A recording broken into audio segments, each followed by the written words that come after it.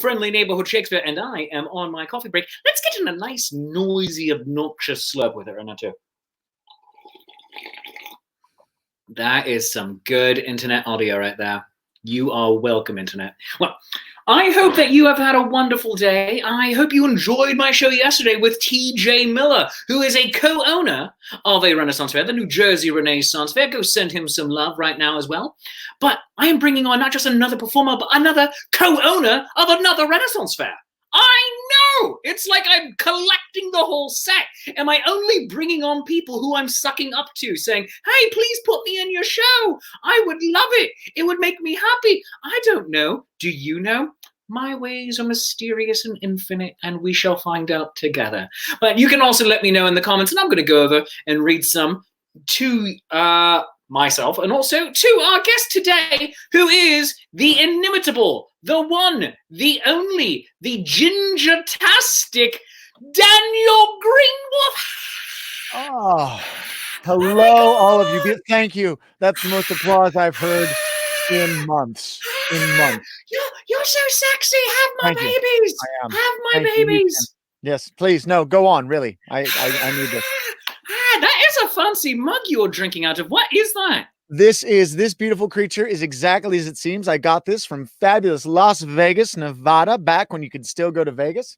And I've had this mug for years, and I love it because it is big and it fits my frothy, delicious drinks. Oh, very good. Now, when I said that looked fancy, that was only from afar, just like Vegas is. Exactly. Vegas is fancier. Very cheap. It ran about $1.95. Just like Vegas. Just like Vegas. Just like Vegas. I love it. But the listener does. Daniel GreenWolf, my friend, how are you, sir? Oh, in my own little corner of hell. But it is a delightful corner, and there are comfortable pillows. And that's really? How comfortable are those pillows? Oh, these are so nice. I mean, I'm sitting in the one comfortable area of my recording studio right now. We get one corner of comfort, which is this part of the couch. Thank you, IKEA, not sponsoring us. Get on it. So I'm getting to sit here and relax with you while I deal with all of the other deals. You're damn right I have comfortable pillows, and you know that. That's the benefit of this format and this show is, especially if I mute myself and I just put you into the single, you don't necessarily know what I'm doing, and I'm just typing out new hashtags. That's true. I try my best. I'll make sure we're not echoing inside there, anyone, right? And make sure everyone in the chat hears us all nice and clear. Yeah. And let's make search sure. What are the people saying about us right now? I just clicked out of the wrong window.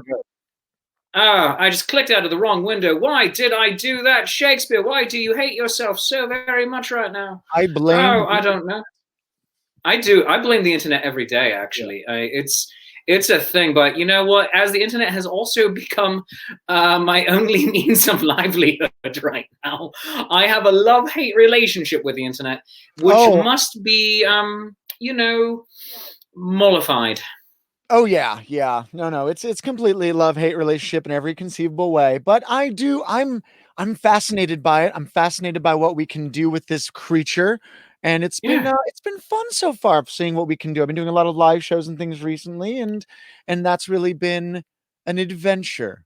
We'll say that. Oh, very good. And are you enjoying doing the live internet shows? I mean, you don't get the audience immediacy feedback, but you don't. Well, on some level you do though, because you get the live chat in the comments, and you get to send them through, and with the shows that we're doing. We've kind of set up a system where we can see the chat on screen, so people can see their comments on the screen during the show, and it makes life much easier. Well, there we go. So let's see. I have some wonderful people commenting right now. Adam Gentry is saying that your mug is a quality mug right there. Is it though? Thank you. It is definitely the best money that Vegas will have left after you're done visiting Vegas. Because you know what? In that case, it is quality. It is quality then. He also says Shakespeare's words rarely mean just one thing. Yeah, often they mean two things or even three. He is the master of double and triple entendre. In fact, so much so that often you have no idea what he was trying to say in the first place. I half the time don't, and then other people put the meaning on. My friend Susan Hill says the masks have made their return. Yes, my sock and buskin. There we go, right there. Comedy tragedy. You know what's funny? I also have a mask up there. I've got my little green man mask that I've got right up there. Ooh, So, ooh! I have another mask. I have another mask right here. What? Why? Oh, that's a very different mask. I don't know if we should be seeing that. It is. That's an I don't thing, I think. I'm just saying. That is. I don't know. Oh my goodness. I feel like when I put this on, I'm about to go play Quidditch. I feel like you're about to put that on. You need a safe word, but yeah, sure. No, Quidditch too. Yeah, why not? Oh goodness gracious. The safe word is snitch. I'm sorry. The safe word is Shakespeare. And Meadow Perry says that we are coming through nice and clear. There's no echoes. Oh, so, good. I like when that happens. And Susan Hill up in Canada is also quite jealous of your ginger mane of hair, she says. Why, thank you. It took years of genetics to get this right. My parents went through 2 sons and failed miserably, and then they got to me, and they finally got it right. Tried it again. Oh, see? Failed again. But look at you. You're obviously then the perfect genetic experiment. I am the recessive gene incarnate. Yes. See, there you go. Well done. Oh, no. So when we were saying about Renaissance fairs, Adam Gentry is also, he is commenting a lot here. He is saying it's going to be such an adjustment when everyone starts performing live again. Like, oh, right, I forgot you can see me even when I'm not talking.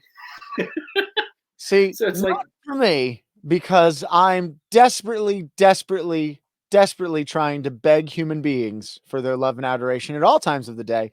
So it's really not the same once it all comes back. It really does. It's just I don't hear people for this. Yeah. But doing this daily show, it's wonderful. I'm working on my core audience, hoping to build it, and all sorts of other things. Brian Harvard. Hello, Brian. By the way. You're so much better than I am. I'm supposed to do a weekly podcast, the GreenWolf podcast, and I do. Yep. I get it. It's not as good. I don't get it out as often as I want to, and I really need to. We're doing a bunch of episodes. We're getting them all up this week to kind of make up for my failings in April. I'm doing a similar thing.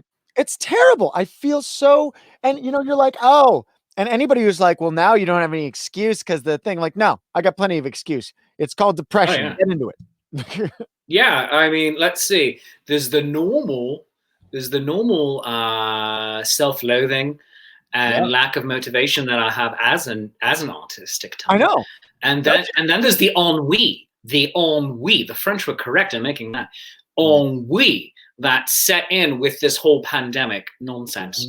And then, of course, there's the, did I really pick the right career field to go into? When we're here in 2020 and everything is canceling, like we just got word today that the main Renaissance Fair is closing, and that was going to be at the end of July. Yeah. So, I actually, and in fact, there was one very dumb Renaissance Fair that was going to try to open this weekend, and I fought very hard to make sure that was well known, and now it is closed. Yeah, so good. You know what? I'm just going to put all the credit on your shoulders. Yours alone. I'm not going to put the credit on my shoulders at all. However, I do. There were people. I'm going to blame you. I'm going to say, Daniel GreenWolf, shut this mother down. And that is just what I'm going to tell everyone. I'm fine with that. I would be, if that was the case, if my post made somebody call the local sheriff's office and just inquire as to whether these folks are up to code, then I'm fine with that. I'm fine with that. All right.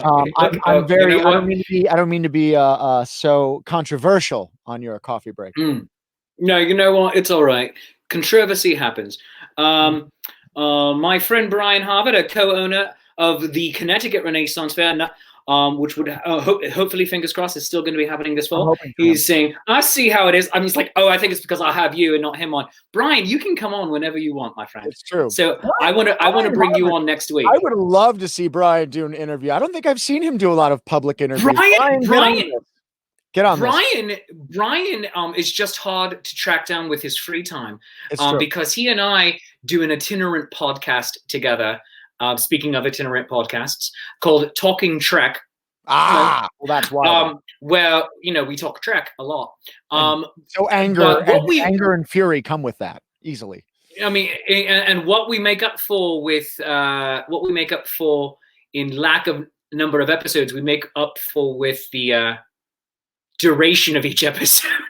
Because I think we have one episode that probably we just go for about 2.5 hours. That's talking Pete everything Holmes we level. love. That's Pete Holmes level style stuff. That's awesome. Awesome. It really is. You made it weird.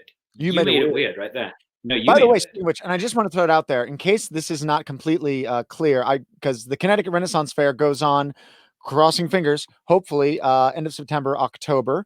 I believe they're taking up the weekends there. And on behalf of the Midsummer Fantasy Renaissance Fair, we are so pulling for you on every conceivable level. We want you to open so badly. So we love you out there, CTRF and Brian. So please, our hearts are with you guys, because you're also a canary. So if you die, it's for us. Oh goodness. I mean, and it's just a thing of also when we are able to move about the country again and have large social gatherings, because at this moment, New York State, upstate, not the city. Yep. So upstate where I live, we are set to start reopening in 2 weeks' time on May 15th. And well, that's partly because it's about 3 people for every 100 miles upstate. Yeah. However, a lot of those people, and I love you, upstate New York, a lot of those people are stupid. And we do stupid things up here. And it scares me. But when we are safely able to regather in larger groups, so what I believe it is that a lot of the non-essential businesses are going to be reopening. We're going to be able to have small boutiques and barbershops, whatever, open, but that you can't really cram a ton of people in there. No. When you have a Renaissance fair again, when you have the Renaissance fair again, it is it's hundreds, it's thousands, tens of thousands sometimes of people, and we have to be real ultra careful. So hopefully Connecticut is able to open. And not just for my sake, but for all of the vendors, the performers, the artisans, the actors that do this. And so absolutely. And what's funny is that this is where being from Connecticut really does help matters, and people don't realize it, because Connecticut is one of the better states. They did this based on the data they had, that Connecticut overall is one of the states that are being better about social distancing. And that's what happens when you have a bunch of white people. They don't want to be around each other anyway. So a bunch of WASPs, generally, they sit at giant tables and they sit very far apart from each other normally. 6 feet. I mean, in some families, 6 feet apart is foreplay. So it's really exciting that they've been ready for this for a long time. That's all I'm saying. Oh, that just prompted a new hashtag. Hashtag Daniel GreenWolf's views do not reflect this show. All right, very well. My views don't reflect Shakespeare's. He doesn't want Connecticut Ren Fair to open. I think that's weird, but all right, that's fine. That's fine. I mean, he thinks people should open up right now. It's very weird. I don't know. Where are you getting? Why are the people in the group now siding with you? That is so weird. Now, audience, no, don't believe the ginger. This is weird. I love you all so much. Oh my God. Well, I appreciate all of you, each and every one of you. We didn't even start talking about what you do other than cast slander and aspersions and quips and sentences and paper bullets of the brain onto my character. But we are going to have to pause at that. That's perfect. Stop right now. Stop right this We have to stop right now. Oh my God.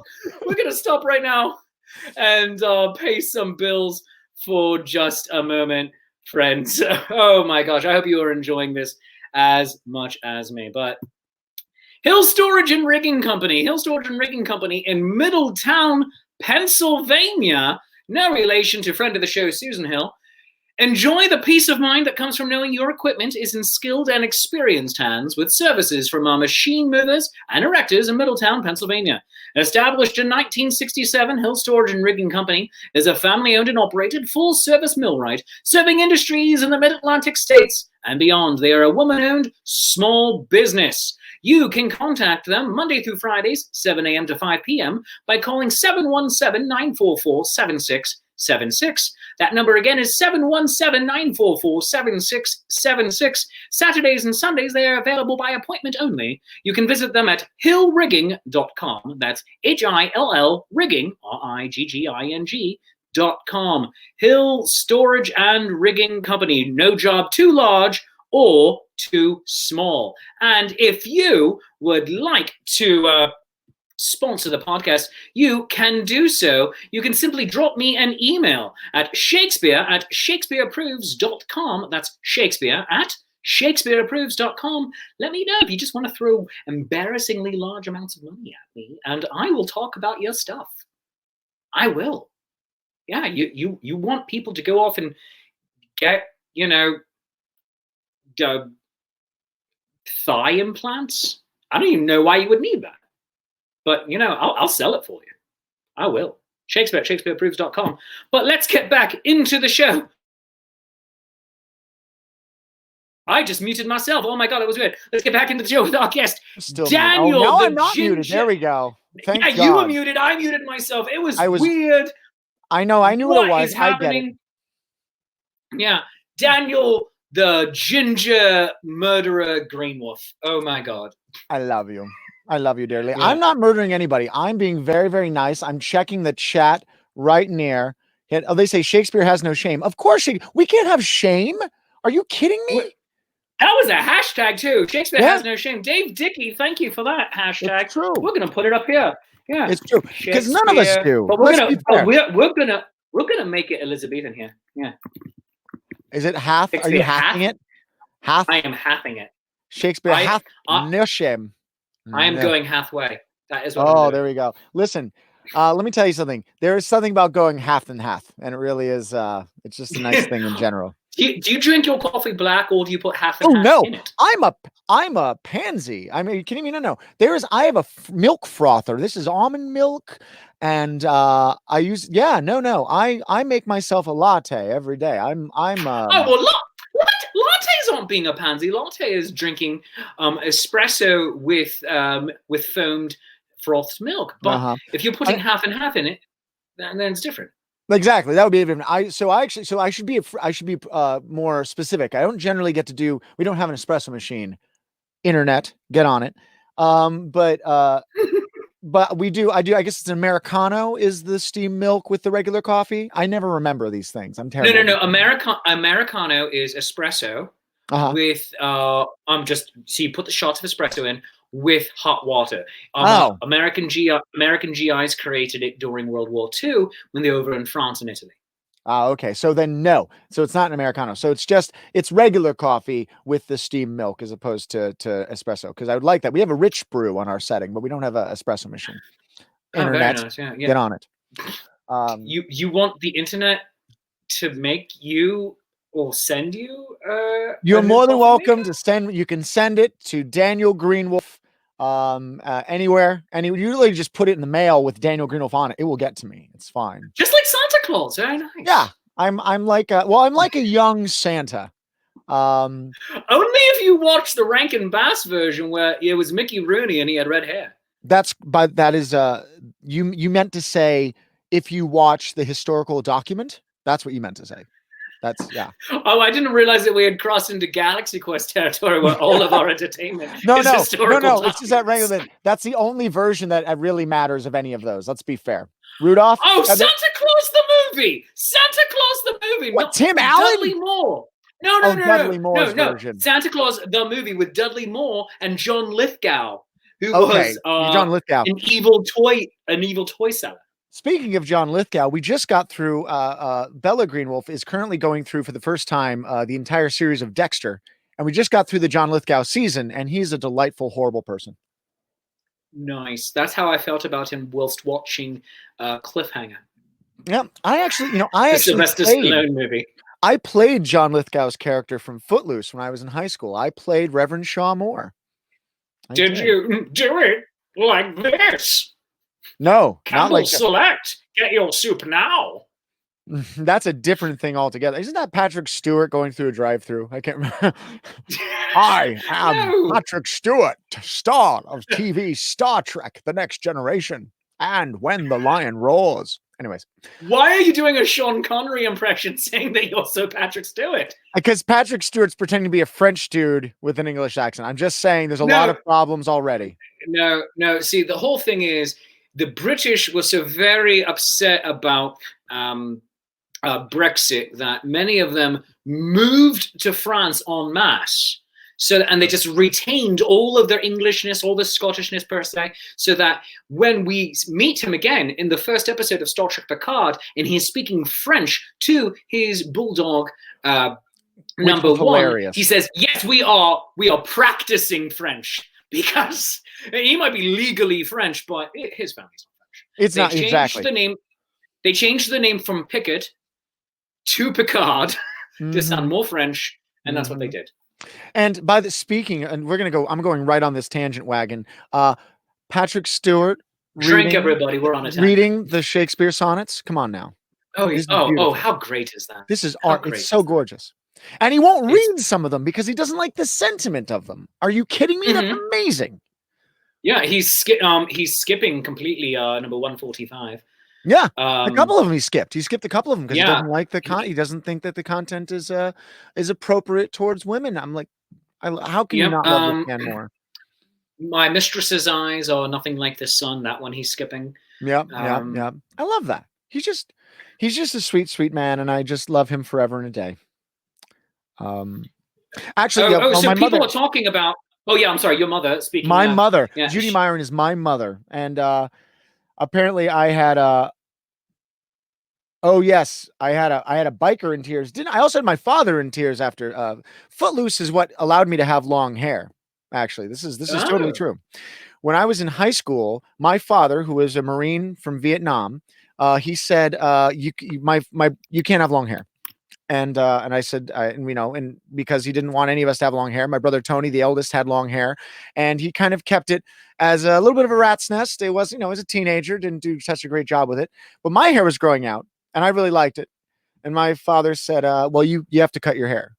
And I lied right to my father's face. And I said, no, I can't cut my hair until after the production because I got the part with this long hair.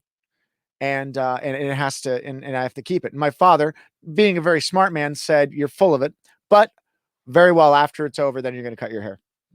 And I said, "Fine." The minister in Footloose had long hair. So in this version, in the version that we did, the stage version, which actually is that was around for a while, the stage version of Footloose, and the whole thing with Reverend Shaw Moore, if you don't remember the original movie or have ever seen the play, like the 5 people who saw the play, he loses his son. Basically because of all of this, they were drinking and dancing in a car and they crashed, and that's how it all happened. And so there's this one scene in the play where he's singing about being tormented. About it's I Confess is the name of it, and he's basically asking God to help him try to raise a daughter and be a spiritual leader and, regret his son's death. Like he could have done something. It's a beautiful scene. I really do. I really loved it. Doing it, even in high school. And then after we were done, my father comes up to me, and my parents always saw the shows, they've always been very supportive. My father comes up to me afterwards and he's got tears in his eyes and he holds my head. And he says, "I'm never going to ask you to cut your hair ever again." Oh, very nice. And that was the turning point. And I'm not, it was one of those moments where it was like, oh, okay, that, this, and that's also, it's a weird random thing about what theater can do and what you can express with it. And apparently I had expressed something that turned my father on a dime at that moment. So there it was. So that's how I have my long hair and still do to this day. That's wonderful. Now, we have spent nearly 25 minutes riffing, and then we talked about Footloose, and it led into a very lovely talk about your father and what theatre can also do to your human heart, but we have talked precious little about you and what you're up to. Sitting here. No, I am doing much like you are, only less successfully, desperately trying Please. to put out as much content digitally as possible. And so that includes the GreenWolf podcast, which I've got to get you on here and we've got to talk. It's an audio podcast. So he's going to be able to. And you and people can support that by going to patreon.com/greenwolfcast. That's right. If you want to support that, we also have magic teaching videos on there for people who are Patreons. We also release extra episodes just for Patreons subscribers, and all kinds of other little videos we put up there and things like that. But also the podcast, you can just find on Apple Podcasts, Google Podcasts, and all those things, and just subscribe to it. We've got 4 episodes right now. We've got another 2 coming out this week. So really it's going to be a lot of us talking and chatting and stuff. And then of course, and that's what actually this is. Yeah. Yeah. This was originally designed to be the way to get me to make my podcast more consistently. And then Apple Podcast, there was a glitch with it. And so the episodes weren't uploading. Because I was taking the audio from this and putting it over there. But I'm going to be dropping, I think, like 15 episodes on them in the next day. That's what they get. That's what they get. You get another 7.5 hours of content or 1 Joe Rogan Experience show. That's what you get, Apple. There you go. When he has Kevin Smith on, it becomes a 3-part extravaganza. It's amazing. I love it so much. I love his Kevin Smith episodes. Oh, Kevin Smith. I could listen to Kevin expound all his. He was one of my influences early on for just the way that he, he wanted to make things with his friends and he wanted to create his thing. And if you liked it, you liked it. If you didn't, you didn't. And that's how I got, this is definitely, some people are going to like this and some people are going to absolutely abhor it. And that's fine too. You probably wear a red hat and I don't like you. I wear a red hat sometimes, but it says Gryffindor on it. So I am also a Gryffindor. Well, remember this Saturday then, May 2nd, it's the 22nd anniversary, people, of the Battle of Hogwarts. So remember, wands up for Colin Creevey. So many things. Wands up. Poor buggers. So many. We lost so many. So many good people. I mean, Remus Lupin. I mean, Nymphadora I don't know if I'm ready to talk about it. It's Lavender Brown. It was difficult. I mean, I survived, but it was really by the skin of my teeth. I was amazed at how you went toe to toe with a werewolf. That was impressive. Well, I mean, it makes sense. I was very upset, and the general reason why I was so upset was that I'm a Weasley descendant. Like I'm second removed. I didn't know that you were related to the Weasleys. Oh yeah, absolutely. There's a family photo of us. I'll find an older picture of me with the rest of the Weasleys, and but we, it was really upsetting just because I couldn't save everybody, and I think at the end of the day, we really wanted to save all of them, and you just, I don't know. I did what I can. You do what you can in these times. All right. Yeah, you do. But remember, Battle of Hogwarts 22nd anniversary coming up this Saturday. Yeah. And then possibly to get superseded by May the 4th on Monday. I mean, all of this is really, I'd like to think that I'm kicking it all off with my birthday on Friday, May 1st. So I know. Happy birthday tomorrow, by the way. Oh, I thank you. Happy I wanted early to spend natal day. My pre-birthday day with you and all of your listeners and watchers. Thank you. You should party crash tomorrow night's Shakespeare Shameless Self-Promotion Happy Hour then. Oh, that sounds delightful. I might not do it, and that's wonderful. Wonderful. Oh my goodness. You can find Daniel GreenWolf in all the places. GreenWolfMagic.com, CelticMagicShow.com, because he doesn't have enough .coms for himself. Facebook.com/Daniel GreenWolf, Facebook.com/GreenWolfMagic, Twitter.com/Daniel GreenWolf, Instagram.com/Daniel GreenWolf. Are you detecting a theme here? YouTube.com/Daniel GreenWolf. Go find him and follow him on all of the things. Please. Oh my gosh. Oh my gosh, Daniel, I hope you're going to come back and do the show just so we can keep riffing on things that have nothing to do with us. We've got, I easily have another 4 hours in me of topics that mean nothing. So, and that's before we even start. We didn't even talk about what coffee we were drinking. That, I just, What coffee are you drinking? I want to get a coffee sponsor on here at some point. you do. What Well, coffee are you drinking? I'm drinking Community King Cake flavored coffee. Community coffee is very good. Community is very good, and it's very focused down in the South. Particularly, I fell in love with it when we were visiting New Orleans last year. As did I, yes. And it was absolutely. And then I found out you could order the flavors online. And there are two community coffee locations in the greater New Orleans area, in Hammond and Mandeville specifically, that because of the Louisiana Renaissance Festival, when I walk in, they just comp me my coffee. Oh, stop it. It's amazing. That might be the one reason I'd want to perform to Louisiana Renaissance Festival among anything else, that right there, to be able to go there. And oh my, and then of course there's the Café du Monde, their version of the French roast, which has chicory, and so good. You know what? I'm not gonna lie, not the biggest fan of the Café du Monde coffee. I'm not. I've had so many. When I was down there were so many really great coffees and chais down there. I prefer chai when I can, but there were so many beautiful coffees down there. The Café du Monde was okay. It was all right. Yeah. I liked it, but it wasn't. I love it. I love Southern style coffee. I think it's fantastic. It's one of my favorite things. But that being said, I also love like Green Mountain coffee, as in like the really good coarse ground Green Mountain, not even just in the Cape Pods or something. Love New England blends. I am indeed. Yeah. There is a difference, and people don't always realize that, and they really should. It's great. But Daniel GreenWolf, thank you so much for joining me, my friend. I would go forever on this, except I also have a hard out. I have to go do a thing over in my running group. Can you just say that again for me? Can you just say it slower? You have a hard out? Oh yeah, I have a hard out. Is a hard out, everybody. Yeah, he does. So that's for them. That's for your audience.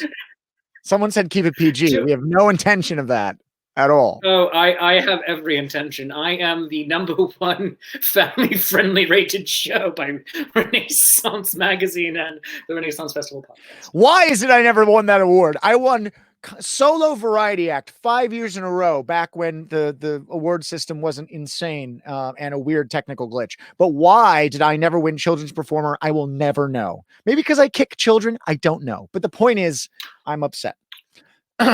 Because of the technical glitches, I have won awards in categories like come in second place that I have no reason being in, such as favorite musical stage act. Yeah. And members of Chaste Treasure was so angry at me. It's like I had nothing to do with it. Oh, I would have. I would have. And knowing my fans, a lot of them probably voted for me in that category because they're like, "Oh, that's funny." I would want to win Best Joust if that was the case. That was that's what the Jackdaws and I want to do. We want to get second Best Joust in the Pacific Northwest. We want to be ultra specific with this. Nice. And just get people to vote for us there. But right. You've got to go, my friend. I love you. Get out of here. I do. I am getting out of here. Let's end the show right now. Friends, make sure you go over and support Daniel GreenWolf at his Patreon. Patreon.com/thegreenwolfcast. Patreon.com/greenwolfcast. And if you've enjoyed this show half as much as I've enjoyed doing it with you, then I've obviously enjoyed it twice as much as you did. And that's called math. Now, whatever you feel the show was worth, a 1, a 5, a 10, or a 50, you can be in my next show. Julius Caesar, Beware the Ides of March of the Penguins. Go to the Indiegogo link listed here in the show notes. Come and join us. But if you want to throw money into my tip jar, go to coffee.com/Shakespeare. Coffee.com, you can buy me a cup of coffee.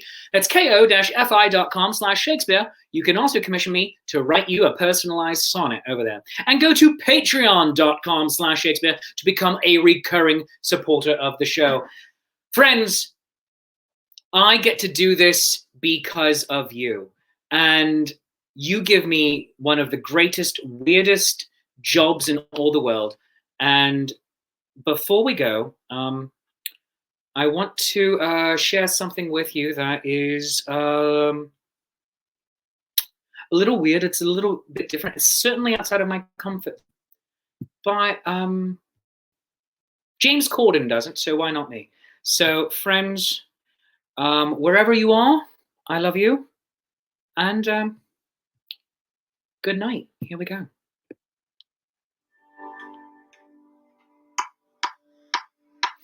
Lay by my side and we'll sail away, off to the shores of another day. All set to go once I hear you say, good night, my friend, until the morning. Up we will float as we close our eyes. Stars all around us like fireflies. Just me and you drifting through the skies. Good night, my friend. Not a thought, not a care. Resting safe and sound with each other there.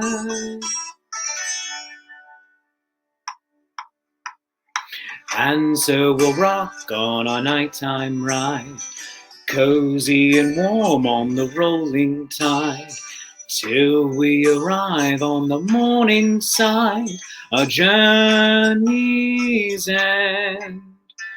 Good night, sleep tight, we're gonna be alright. Good night, my friend. Good night, everybody. I love you, you love me.